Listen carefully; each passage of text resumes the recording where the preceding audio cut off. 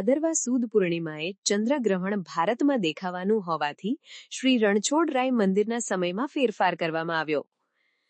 ખેડા જિલ્લાના સુપ્રસિદ્ધ યાત્રાધામ ડાકોરમાં ભાદરવા સુદ પૂર્ણિમાએ ચંદ્રગ્રહણ હોવાથી વૈષ્ણવોએ ખાસ નોંધ લેવી. 14ની મધ્યરાત્રિએ તારીખ 6 સપ્ટેમ્બર 2025ના રોજ રાત્રિના 3:15 મંગળા આરતી કરવામાં આવશે અને તારીખ 7 સપ્ટેમ્બર 2025ના રોજ રવિવારે બપોરે મંદિર સંપૂર્ણ બંધ કરી દેવામાં આવશે. શ્રી રણછોડરાય મંદિરમાં તારીખ 6 સપ્ટેમ્બર 2025 મધ્યરાત્રિએ 3:15 મંગળા આરતી થશે.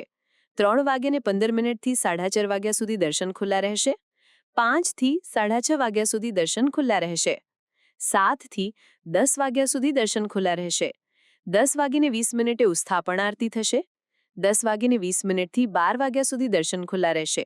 બપોરે 12:30 વાગે ખોલી સેવા કરી 2 વાગે શ્રી ઠાકોરજીને ઓળી દેશે, જે બાદ દર્શનાર્થીઓ માટે મંદિર પ્રવેશ સંપૂર્ણ બંધ રહેશે. ત્યારબાદ બીજા દિવસે તારીખ 8 સપ્ટેમ્બર 2025ને સોમવારના રોજ 6:45 અરસામાં મંગળા આરતી કરવામાં આવશે, જે વૈષ્ણવોએ ખાસ નોંધ લેવી. હું ડાકોર ટેમ્પલ કમિટીમાં ઇન્ચાર્જ મેનેજર તરીકે રાકેશ પી દવે મારું નામ છે. તારીખ 7/9/2025ના રોજ ભાદરવા સુદ પૂનમ હોય અને તે દિવસે ખગ્રાસ ચંદ્રગ્રહણ હોવાથી જે 9 કલાક પહેલાંનો એનો વેદ શરૂ થાય, એટલે એના માટે ચર્ચા વિચારણા સેવક આગેવાન ભાઈઓ સાથે દર્શન બાબતની કરવામાં આવી અને તે દર્શનના અનુસંધાને તારીખ 6/9/2025ની મધ્યરાત્રિએ સવારે 3:15 મંગળા આરતી થશે. મંગળા આરતીના દર્શન 4:30 વાગ્યા સુધી સતત ખુલ્લા રહેશે. 4:30 થી 5 સુધી દર્શન બંધ રાખવામાં આવેલા છે. એમાં ત્રણેય ભોગ ભેગા આરોગવા માટે બિરાજશે ઠાકોરજી: બાલભોગ, શૃંગાર ભોગ અને ગુરવાળ ભોગ.